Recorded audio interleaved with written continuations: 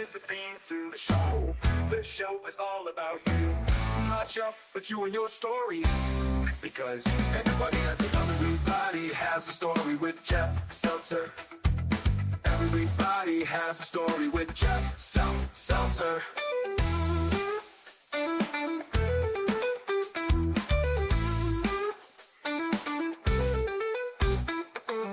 Brought to you by JeffSeltzer.com.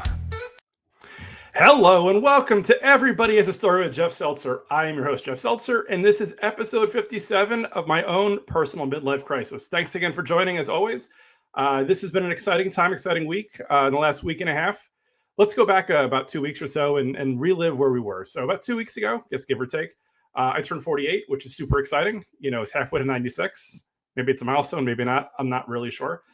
Also, as I was informed later that day or later that week, it was also National Podcast Day.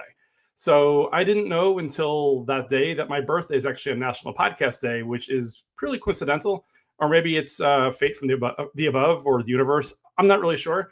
Whatever it is, it's just a kind of a cool little data point that it is. I mean, it could have been National Crouton Day. It could have been, National Take Your Daughter to School Day. But no, it's National Podcast Day. So that is where we live. About a week and a half later, so this past week was my older daughter's 18th birthday, which is also pretty insane. I don't know that I feel old enough to have a daughter who's 18 years old. She's amazing. Absolutely love Robin to death. But it's a weird time to kind of look at it and say, hey, I have a kid who's, a senior in high school, going to go to college soon, stuff like that. So a lot of processing and a lot of things that are there to unpack with that. And the day after that was both my younger daughter's half birthday, as well as my 21st wedding anniversary, which also feels really weird.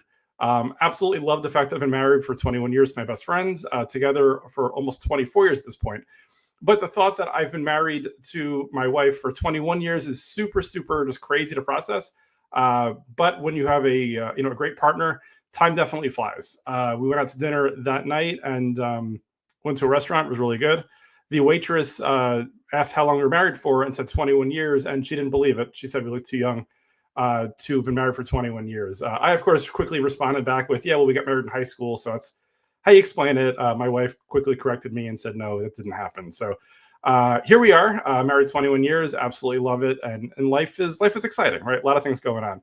So trying to make the most of my life, not let it pass me by, have some fun, and keeping in mind, too, that, my time with my kids in my house is limited as they get older and go to college and start lives of their own. So definitely want to make the most memories that I can with them, along the way. Wanted to get into the plugs for the show for this week, as always. So as you guys probably know, the show can be found on Instagram at Everybody Has a Story Pod. My personal Instagram is at Seltzer77. The show's TikTok is also at Everybody Has a Story Pod. You can email the show directly at everybodyhasastorypod@gmail.com. For all things Jeff Seltzer, you can go check me out over at jeffseltzer.com. The YouTube for the show is at Everybody Has a Story Pod. You can find the show on video on Spotify and YouTube, audio in those two locations, plus everywhere else. That includes Apple, iHeartRadio, Amazon, Pandora. Pretty much anywhere you could find a podcast, you could probably find this show. With that said, I did want to introduce my guest for this week. Really, really exciting. I've known her now for almost a decade, which is really insane. Like I said before, like time passes by very quickly. I first met this lady back in January of 2016. So if my math is correct, which sometimes it is, and I like to think that it probably is, it's been almost a decade. Stephanie, how are you today? I'm good. Love the intro.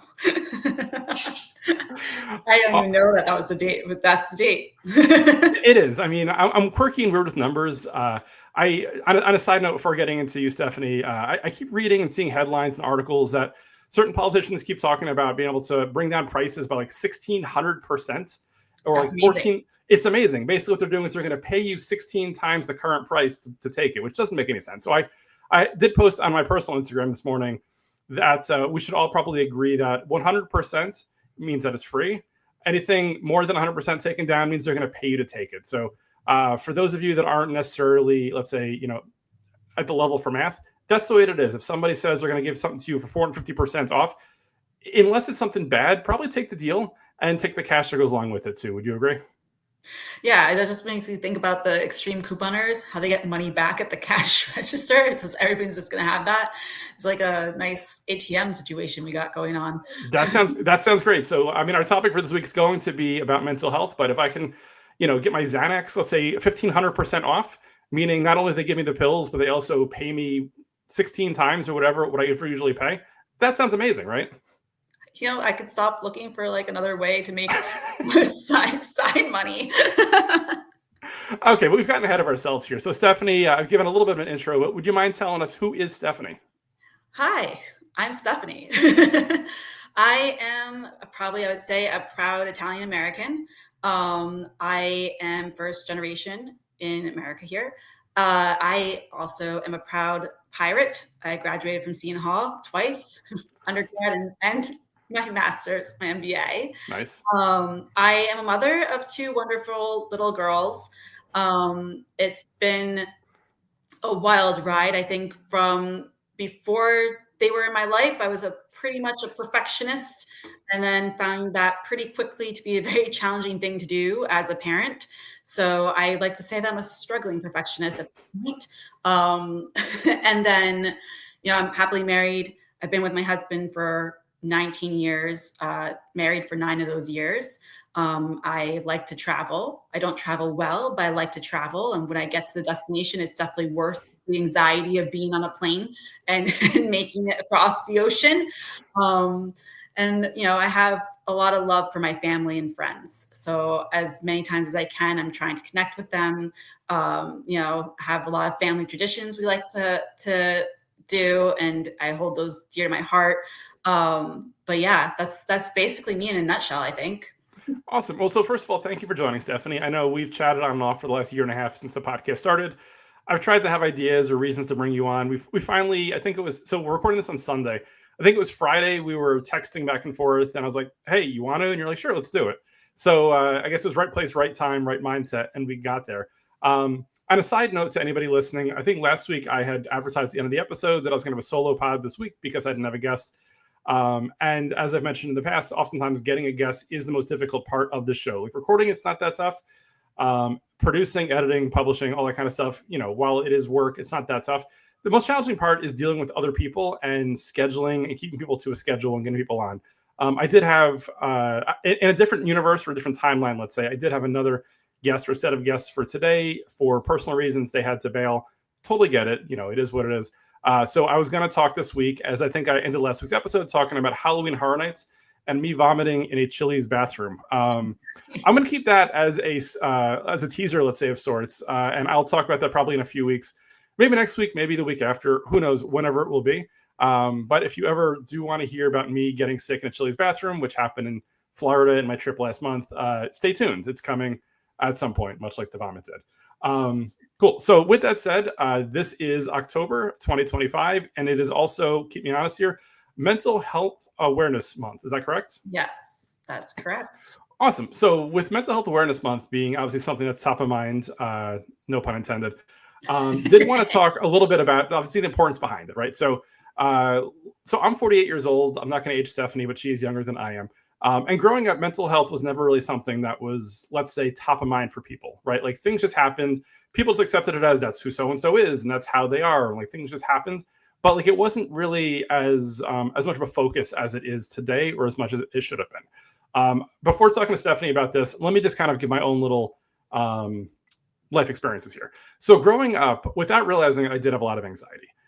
There were things that I experienced and things that I did and ways that I acted that I didn't realize at the time they were kind of triggered from, like, let's say, earlier life experiences or just the way that I'm wired, that as I've gotten older, and when I say gotten older, it's probably not even the last like 10 years or so that I've recognized that I have this. So it was like late 30s or early 40s that I finally recognized, like, hey, I have anxiety and there's certain triggers and things do happen from them. Fortunately, now that mental health is a lot more top of mind for people and for society, it's more acceptable, right? Like there were obviously, let's say, less than positive or stellar stereotypes that went along with talking about mental health. I'm going to try to be as honest as possible here, but also obviously walking a thin line here because I'm not an expert and I want to make sure I'm not giving any advice to other people because, again, this is something where it's a very serious topic and you should probably talk to family, friends, as well as mental health specialists, therapists, whatever, if you do have things that you need help with. But what I will say is, anything that I do share, if there are any things that I do that maybe help you, send me a message and ask about my experience personally, offline or whatever else like that. So again, growing up, I did have anxiety. Growing older, I also had anxiety. Eventually, it kind of came to a point where I recognized, like, hey, like this is really a thing, and did a lot of research. Went to a therapist and kind of figured out like what are triggers, what are ways to kind of like work around it. So earlier today, I was doing some research to kind of set up the episode, and I saw somebody posted, and I agree with the statement. I think anxiety is caused by your inability to tolerate uncertainty. Which I definitely think, at least for myself, that's a big piece of it, right? So obviously there are things that just happen randomly, but at the same time, for me personally, uncertainty or not knowing what's going to happen oftentimes is a trigger. For me, I'd say that's why I'm probably as much of a planner as I am. That's why the joke's always, Jeff creates trackers for everything. Like it really is, because then I can use trackers to kind of like look at trends and figure out like, hey, when should I expect things? What are the causes? And if you have enough data, you can look at it and say, okay, most of the time, this is caused by X, Y, or Z. I do various other things that I do, once anxiety like kicks in to kind of like help myself or fix myself. But before going, I guess, too deep or more into myself, or whatever, let me ask Stephanie. So from a mental health perspective, like what is your perspective? How do you experience it? And kind of just like at a macro level, kind of like talk to a little bit. Yeah, so I had a very similar experience to you in terms of like not knowing that I had it, right? I fortunately and unfortunately found out that I had it in a very extreme situation where my house got smashed by a truck. And at that point in time, I've been to therapists. I've been doing therapy for a long time. I was a kid that was always in the guidance counselor's office, always trying to recognize like what are the issues, how do we solve them, how do we get through them, and like game plan, scenario plan, whatever it is. But I think it wasn't until I was sitting right in front of a psychologist, and he literally handed me a piece of paper that had the definition of anxiety. And I was just like, wait a second, this is what does that, what? I don't understand. Like, this is what I have. Like, this is a thing. Like, and I think from there, my anxiety definitely had progressed farther than I had ever experienced it. And what had started happening is I got panic attacks, and there was a lot of physical pain that went along with this mental distress, right? And I think that you don't really fully understand that it's possible that your thoughts can cause physical pain. Yep. I was in and out of hospitals for several months for panic attacks, being treated for them, but not getting the right care. I think that I've also, like you, have done a lot of research on this, even with having a therapist, going outside of that and doing my own research, trying to understand as well. And, there's like a couple of really good like Netflix documentaries too. I forget what's the name of the guy that plays like Superbad, or what was his name? He had a documentary with his therapist, and it was on Netflix, and I learned a lot from that as well. And just some general research. But you do find that like there's a lot of success factors in coupling therapy with medicine. And once I understood that and got to that point, it was a game changer for my life. And like, I've now just celebrated 3 years of not having a panic attack. My last visit to the hospital for my mental health and such crazy distress. And my life has been just progressively better and better and better and better.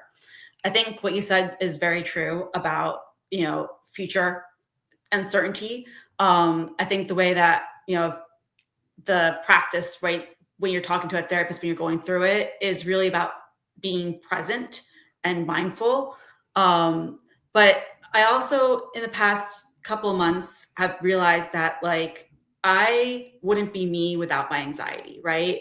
And my brain wouldn't do the crazy problem solving or the game planning if it didn't have the ability to do that. That's driven from anxiety. But I think it's like learning to be actively involved in your anxiety and making sure that you have the right healthy balance. But I recently have turned around from like, this is a problem in my life, to this is part of my personality, part of who I am, and part of my superpower. Yeah. So I'll let you unload it there and let you unpack. So thank you so much for sharing that, Stephanie. I mean, what I would say is I agree. It's the butterfly effect, right? That basically, like, they say your experiences kind of create who you are. So for me, like, I look back at my anxiety and everything I've dealt with and kind of how I've gotten to today. And like, without my anxiety, like, to your point, I don't know that would have been as successful, I guess you could say, personally as I am. Um, B, I'm a natural de-escalator. I think I try to, lower the temperature and kind of like, calm things down. I mean, probably selfishly, because I don't want to deal with the anxiety of like the unknown and the explosions and such like that. Additionally, I think it's my own personal anxiety that's led me to try to help as many other people as I can. So from a personal finance perspective, like you've seen it and you've experienced it yourself. Like I'll sit down with whoever wants to talk to walk them through my system of investing, of personal finance, of planning, of modeling.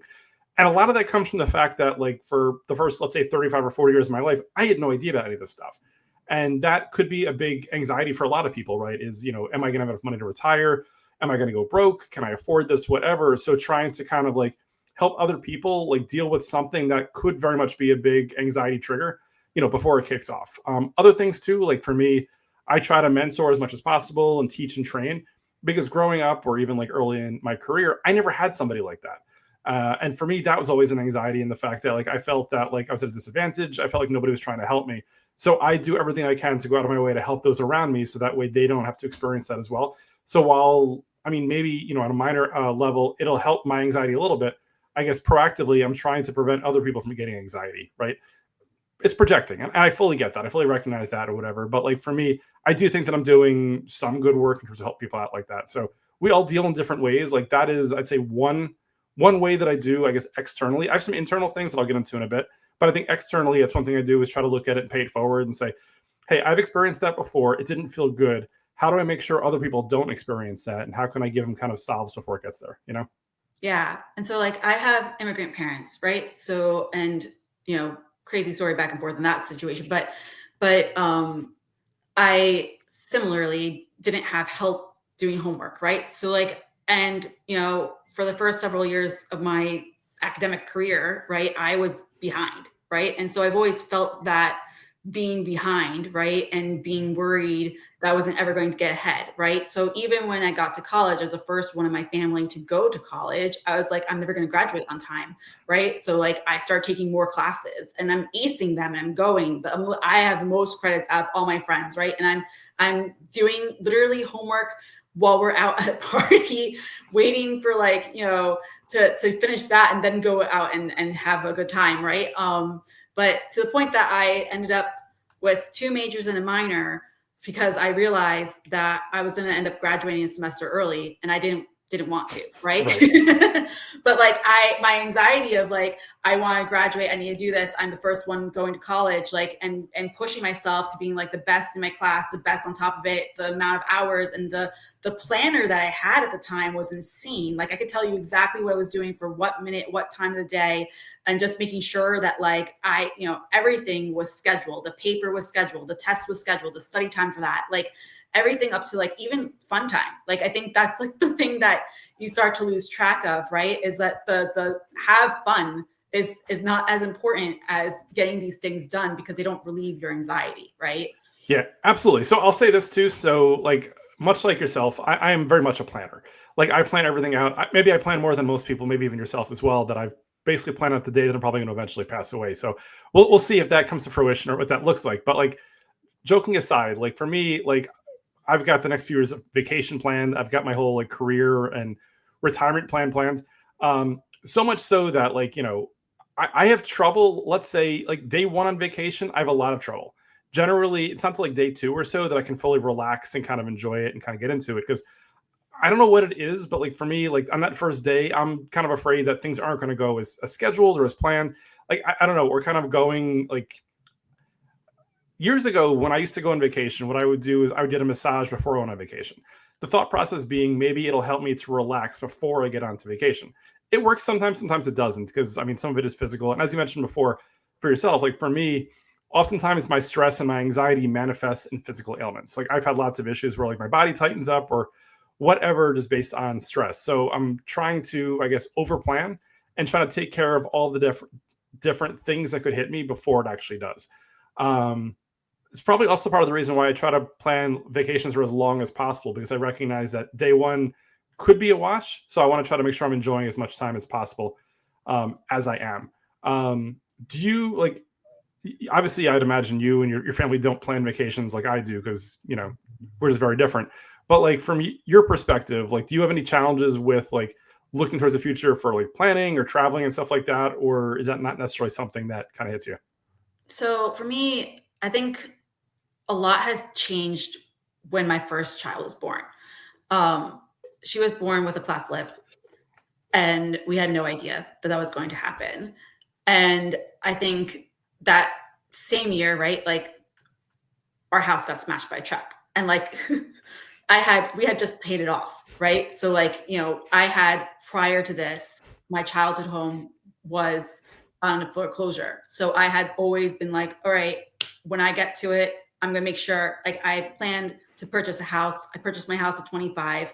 Like, I made sure that we paid it off. Like, we paid it off. We had our daughter. All these things start to happen where you start to realize you have no control. Like, I couldn't control that she had a cleft lip. That was a random circumstance. I couldn't stop a drunk driver to smash my newly paid off, newly renovated house, right? And that was like my game plan, right? That was the house that I was going to retire in. I was going to buy a different house. This was perfect for my whatever. And like, you're thinking and you're planning so many years out. And I think that for me, what I started to cling on more than planning is creating flexibility. I start thinking about how I can handle things in a different way, and then having multiple options, right? I don't have just one option, one game plan. I have multiple ways of thinking about it. And like, if something falls off, I just move on to the next thing. And so like, that's really been helping me a lot. I haven't planned as much. My husband does the planning for vacation. That kind of stuff stresses me out. I'm also not very good at it, right? I definitely try to I have goals, like yearly goals of things that I would like to achieve. And I try to work towards them. But I found that now that I've let go of some of that planning, I've been a little bit better with my anxiety, because I'm like, a lot more things are outside of my control. And so controlling the controllables is really one thing that's helped me with mine, right? Can I control it? Can I change my attitude towards it? If I can't, then it's something I can't do, right? And therefore it's outside of my environment, it's outside of what I can do, and I have to let it go, right? And that's a very difficult thing to do. Yes. And it's definitely been one of the things I have done in the past 3 years to get better. So I'll say, I agree with you, trying to kind of let go. And to your point, I always say to control the controllables. But there are certain things in life that you have no control over, right? Like politics. Things happen, good, bad, and different. We can do nothing about it. You can get worried about it, upset about it, which some of us do. But at the same time, there's legitimately very little you can do it on an n=1 level. What I will say from a personal perspective, personal finance is something I got deeper into, in the fact that as I got older, I recognized that I want control over my money. I spent about a year and a half, maybe 8 or 9 years ago, and I had a personal financial advisor who invested my money for me. I found that when that was happening, I did more research, more investigation, and more looking into it, that it really just increased my anxiety. So I kind of eventually pulled back. Plus the fact they were charging 1.5% of all gross assets, really, the cost structure didn't make me happy. And the fact that basically I was paying 1.5%, so I can get probably the same results that I would have gotten on my own, maybe pull it back. So that's probably a poor example. But I'll say on some vacations, Beth will oftentimes plan it for us. Sometimes I'll do it. Again, having a great partner definitely helps in the fact that she knows what I like and she knows what I want. And we have, honest and clear conversations on what the vacation looks like. So that way it does calm me down a bit, knowing that hey, it's going to be fine, it's under control and stuff like that. Question I do have for you. So from a short-term perspective, obviously there's long-term stuff that we do to try to avoid anxiety and various challenges. Are there any things that you have that help you out, when something hits? For me, I'll say personally, music is a big one. So if anybody ever looks at my Apple Music library, you'll see probably 1,000 different playlists. And they're all labeled kind of weirdly, largely because oftentimes I'll create a playlist based on how I'm feeling at the moment. whether it be hard songs, soft songs, content songs, whatever, and I'll title it based on the meaning. So that way I look at it and I'm like, I can look back. So at the time I can listen to it and it kind of soothes me. But then also long term, I can look back and remember what I was experiencing or feeling at that time. Additionally, I'll journal sometimes, kind of write down how I'm feeling. Because for me, I oftentimes think that like when I'm in a weird experience, I don't want to gaslight myself later on to say it wasn't that bad or oh, it was fine or whatever. This way, by looking back at the content of the conversation, of the situation, whatever, I can look at it and say, okay, you're right. Those people were not great. Or, you know what, Jeff, you're overreacting right now. Whatever it is, I want to make sure that I'm not lying to myself about what the experience really was. And lastly, before I get, let you respond, I do have a number of, let's say, movies that I probably watch very frequently. I know people who try to only watch movies once and watch something different, but I have a lot of, I guess, it's like comfort movies. Like people have like comfort food and comfort stuff. But there are a number of movies that like I'll watch all the time. Like Back to the Future is a movie that I'll put on whenever I'm feeling a certain way. And by the end, I feel much better. Like I know it's going to happen. There's not really an extra undue stress. And it just makes me feel good. Now, sometimes I'll skip parts 2 and 3 because they kind of aren't nearly as good as the first one. But the first one is fantastic. That Office Space, which I'll watch quite a bit, that just kind of like helps me out a little bit. I have other movies like that too. With that said, are there things that you do on like a short-term basis, like when you're in the situation, like if something's happening or mentally you've just been triggered, that kind of like you do? Like, do you take a walk? Do you do certain things? Like, kind of walk me through your process if you have one. There is 2 things that I do. The first thing is I start to talk to myself in third person, right? So in my head, it's just like what you just said, Jeff, this, and this, like, this is what's realistic and whatever. Yep. My therapist had helped me understand, like, would you talk to a friend or a family member that way, the way that you're talking to yourself in your head at this moment, right? And the answer is no, you wouldn't. Right. You wouldn't be that cruel to yourself, to other people as you are to yourself, right? Yep. And so the first thing is immediately check my tone, right? Like in my head, what's going on? Am I being completely mean and catastrophizing? What is it that's happening? The second thing that I do is probability versus possibility. I think that was a very, very strong learning I got from another therapist, where, everything's not black and white. There's bad, good, and then there's just indifferent. And if you think about all the scenarios that you're running through your head, what is the probability versus the possibility? Like, it may be possible, but is it probably going to happen? Right. Probably not. Right. And I do at times like find myself like thinking through, 5 scenarios on something that just happened. And most of the time, none of those 5 things are actually the result of what actually happens. And then I'm like, yeah, you just wasted all that time in your head and energy on something that wasn't even going to happen because it was never had that high probability of happening. Right. So I think it's those 2 things for sure. I think, I just had another thought, but I just lost it. But yeah, so those are the first 2 things that I do, right? Just talk to myself, go through it and think it through. Yeah. So I like that a lot. So the check your tone thing, I just wrote that down as you were saying that, because for me, like I always say, and I think it's probably true for a lot of people, like I am my own worst critic. Like for me, I don't think anybody is tougher on me than anybody else. And the voices in my head, take it however you want, whatever, are often trying to convince myself that it's going to be worse than it really is. The comment you made about probability versus possibility, I think is fantastic as well. Getting back to my own worst critic, like for me, I also am very, very guilty of moving the goalposts on myself. Like I oftentimes will set goals and I'll say I can do X, Y, and Z. And then I'll do that, but I won't go beyond that or go a little bit beyond that. And then I'm like, oh, why didn't you go beyond that? I'm like, no, that wasn't the goal, right? Like, here's an example. So like this year, for example, my goal was to do 10,000 steps per day on average. Over the last 10 years since I got an Apple Watch, I have data showing how many steps per day I have per year. And like the highest I ever had per day on average for a year was like 7,300 steps. So, going to 10,000 was a very aggressive goal. As of now, so as of mid-October 2025, I'm at about 10,100 steps on average per day, which is ridiculous, right? It's a significant increase versus any year previously. I'm at a point now where if I didn't take a single step the rest of the year, I would still have a personal record for the most steps in a year, which is insane, right? With that said, every day when I look at that and I'm like, oh, I'm only at 10,100. Can I get to 11,000? I'm like, Jeff, give yourself some break, cut yourself some slack, and give yourself some grace. Like the goal was 10,000. We are exceeding that goal. right? Let's not injure ourselves or do anything silly to go beyond that. Like, this is not just an achievable goal, but I've already broken the goal. Like, as long as I keep this pace up for the next 2.5 months, I am there. Like, let's take a step back. Let's celebrate it. Let's be excited about it. Let's not be down on ourselves because we haven't, quote, exceeded the goal by significant amounts. You know what I mean?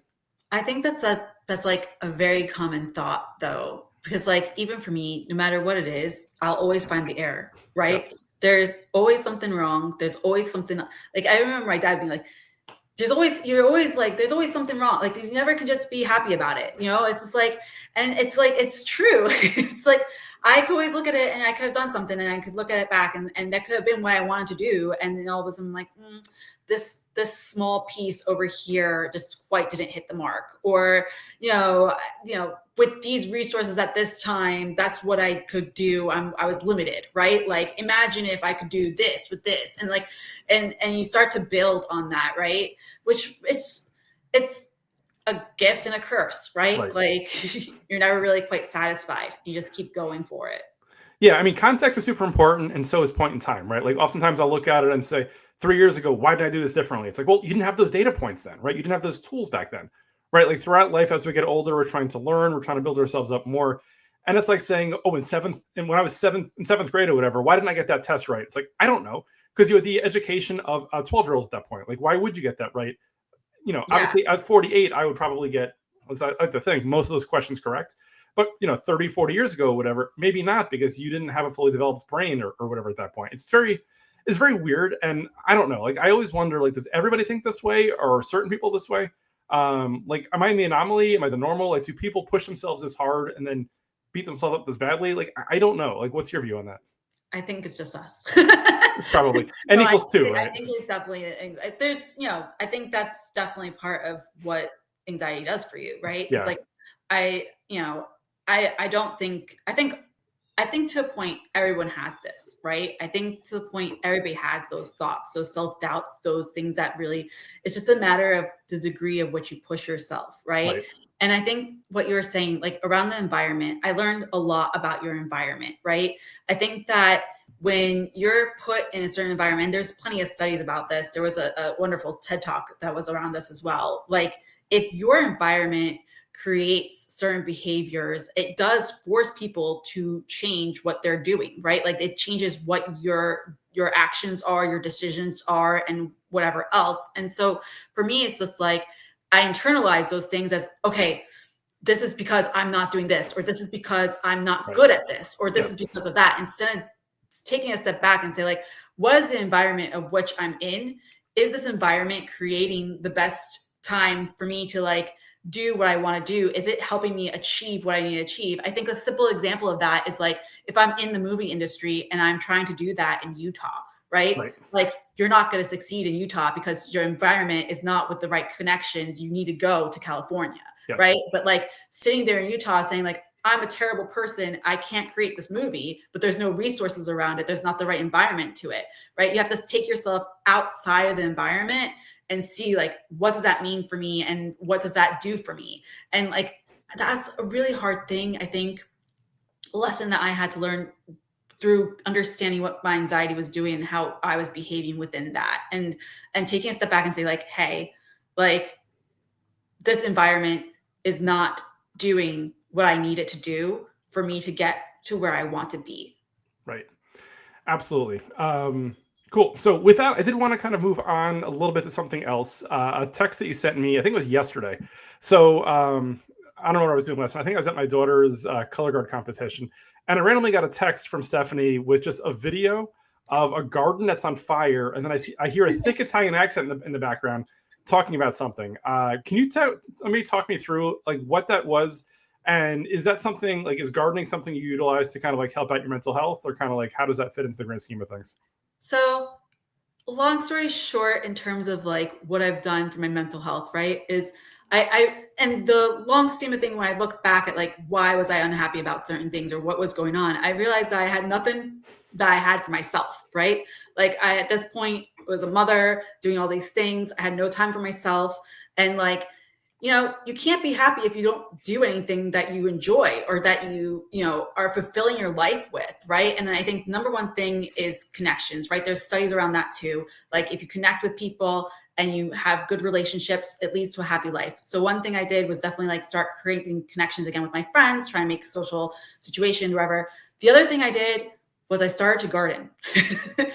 My family from Italy, my grandfather was a respected farmer from where he's in Italy. And I was just like, my whole family in Italy gardens, they all have a green thumb. I'm going to garden too. And I'm like, okay. So it's like one of my first gardens on the side of my house, and I needed to fill it with dirt. We're at Costco. There's bags of dirt. And I'm like, get that one. Let's go. And I didn't know that there's a difference between inside dirt and outside dirt. And I put the inside dirt outside because the dirt is dirt, right? I don't understand what it is. And Right. I was like, I'm going to grow these plants from seed because I'm going to make it from a seed to all the way up. I'm not going to cheat. This is going to be my garden. And I was hosting Easter. So I had all these little seedlings in my house. And I'm like, okay, crap. I have to go put them inside the garden because people are coming over. I can't have my house full of plants. We got to go put them outside. Sure. I didn't think about like the first frost of the season or whatever it is. And these seeds are outside, they're little plants. And I'm like, oh no, frost is coming. What do I do? And one of my husband's family members was like, oh, easy. Put a mason jar outside next to the plant that's really warm with water, and it will keep the plant from receiving frost. I'm like, okay, yes, let's do that. I already grew these little guys from little tiny seeds. They make it. They need to make it. They need to get all the way through. And I'm like, okay. So I put these mason jars out. Frost comes through. They make it through the night. And I'm like, wow, it kind of worked. Like they're still alive. And then I left them there. And I was supposed to refill them and do that again because another frost night was coming. And I completely forgot because I'm not used to having a garden. And there was a dry fire warning that day in New Jersey. And my mom was coming to go do something for me. And she walks up to my backyard because she parks in the driveway. It's right next to the backyard, the garden, and the driveway. They're right next to each other. And she sees smoke. Oh, no. And she's like, what is going on? So she goes out and she sees my garden is on fire. like, what happened here? And the first thing, in my mind, if I think that there's a fire, the first thing I do is like find water, put out the fire, call 911. Like these are the things. And I have had 2 fires in my house prior, and these are the actions I've taken, right?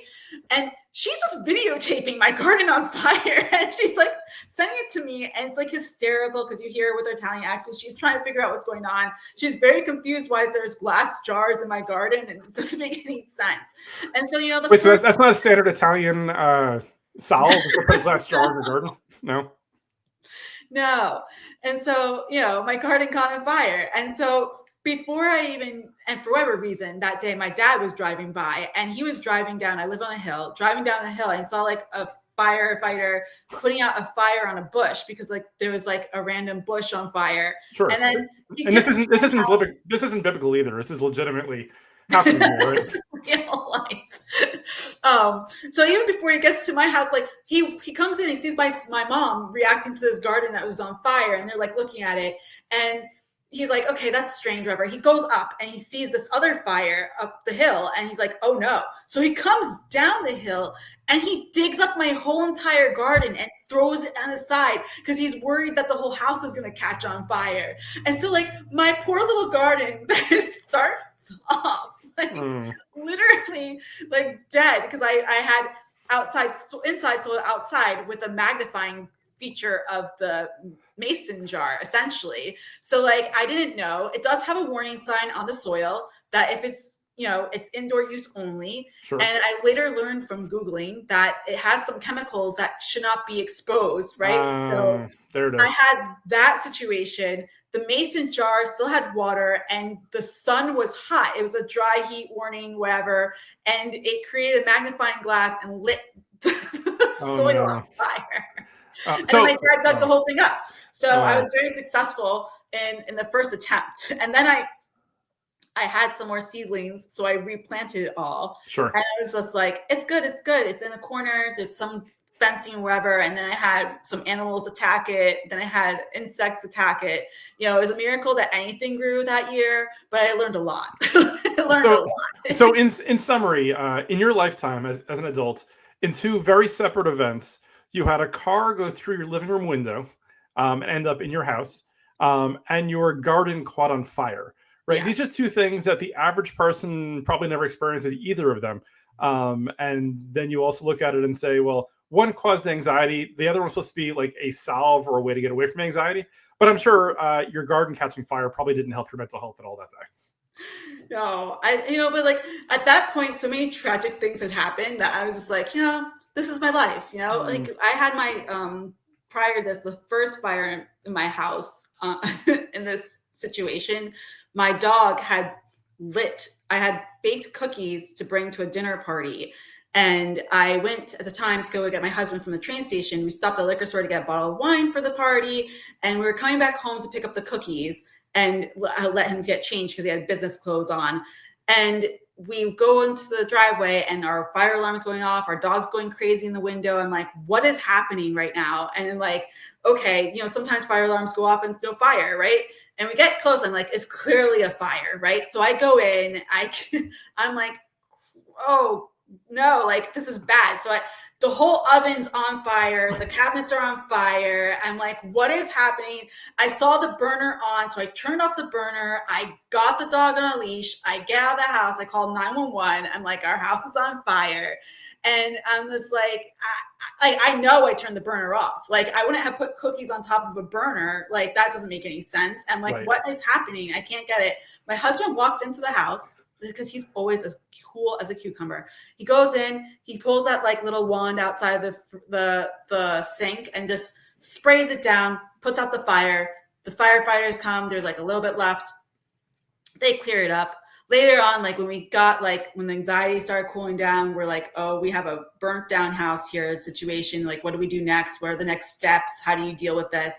We came to realize that our dog probably wanted the cookies. Oh no. And what she did, because I had put them behind like the very end of the oven because I knew she couldn't get to them. Right. I didn't want them to be gone before, I got them to bring to the party, sure. Which in retrospect, I should have just put them inside the oven. She couldn't get them inside the oven, but I put them on top and she jumped up with her paws and turned on the burner, which caused everything, the plate to explode. And do not put towel paper next to your oven. That is my other hard lesson there. I'll never put towel paper next to the oven. It caught on fire and that's what caused everything else to go up in flames. Lessons learned here. So, experiences, that's what happens, right? You look at it, you figure out what to do, what not to do. But credit to your dog for trying, but unfortunately the results weren't what he or you were looking for. We are running late in time, but I did want to ask you something else that we had talked about before we started recording. But Tomato Sauce Day and Sausage Day.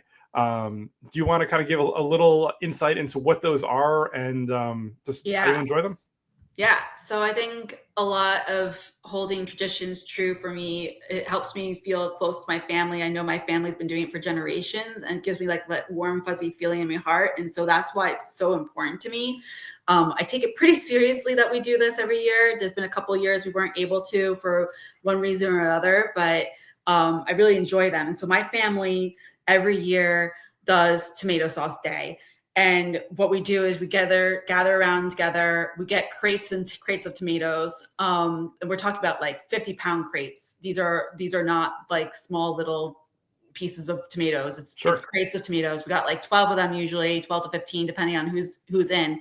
And we just get together. We get together and we literally do all the steps. And there's many steps. And usually I'm the tomato inspector. By the time I'm done with Tomato Sauce Day, my nose is all red from like smelling tomatoes. And like, you go through and you wash the tomatoes, you inspect the tomatoes, you boil the tomatoes, and you process them through a machine, and they get turned into sauce. And then from sauce, you put them in jarring, and then from jarring, you boil the jars. And it takes a whole day, and you end up eating pizza because there's no time to cook, and you're just running around with jars and tomatoes. I mean, this year we had a little bit of a crisis because we miscounted jars, and then it turns out that all the jars were upstairs because I thought they were downstairs, and we went around looking for more jars.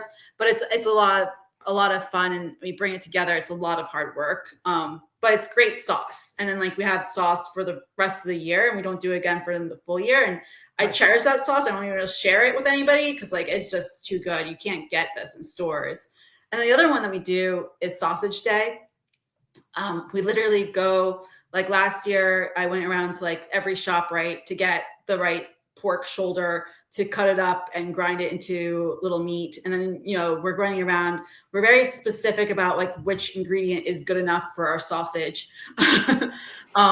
So like having the right fennel, having the right coriander, having it chopped up the right way, and the right ratio of meat to fat, and like what's going to look like, mixing it together. And the you put wine in there as well, and then you're tasting it and you're having a good time.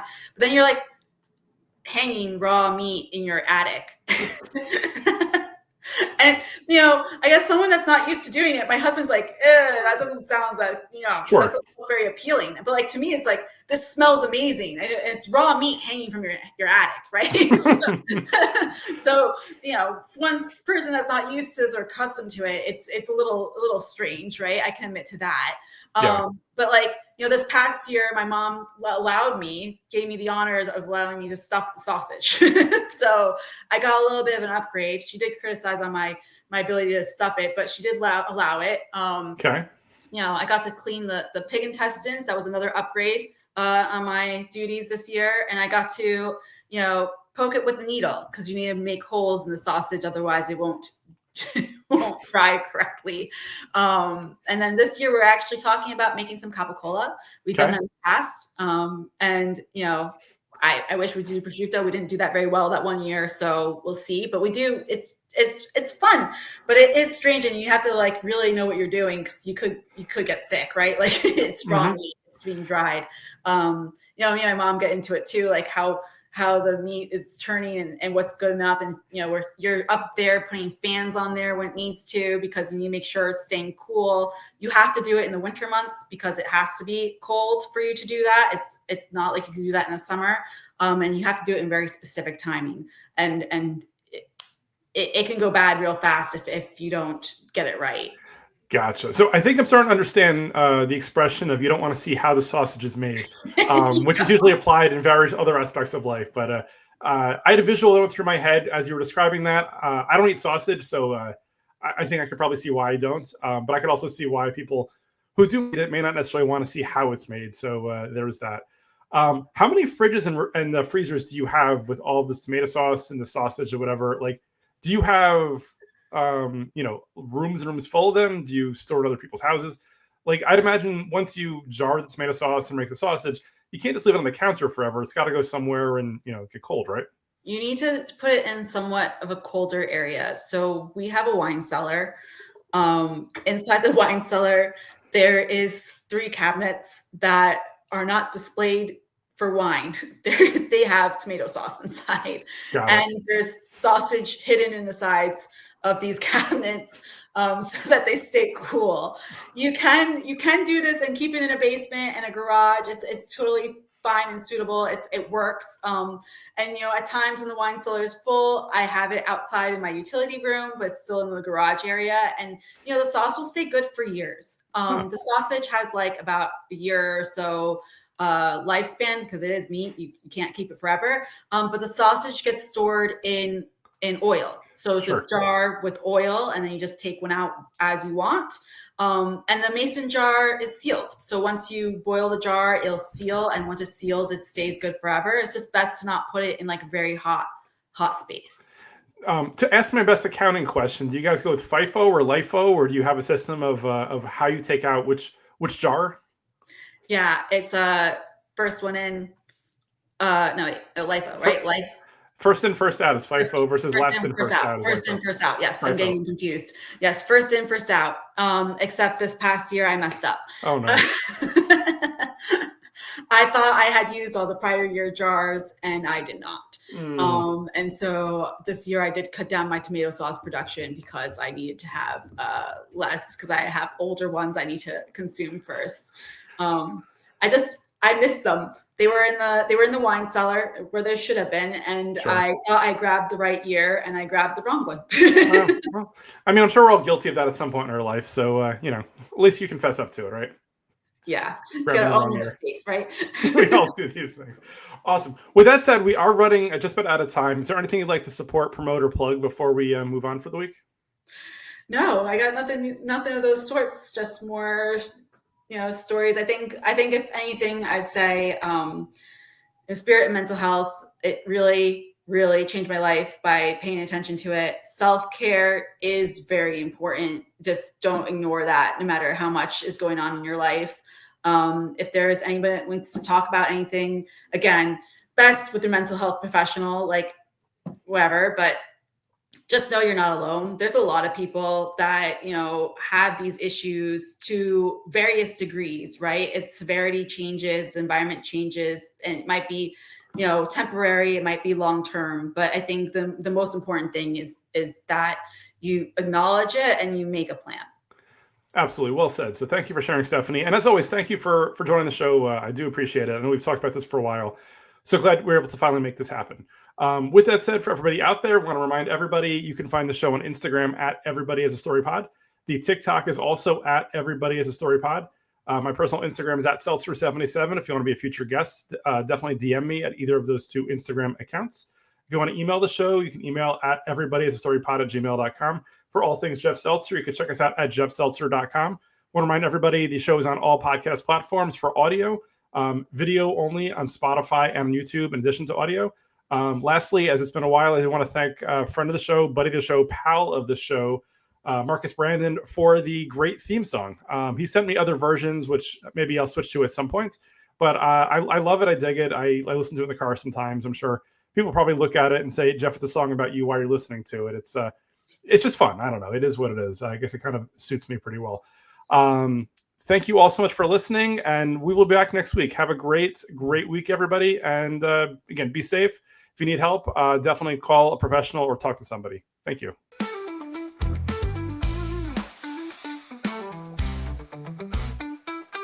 Everybody has a story with Jeff Seltzer. Everybody has a story with Jeff Seltzer.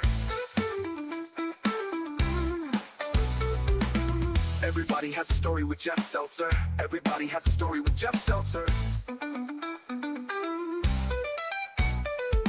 Everybody has a story with Jeff Seltzer.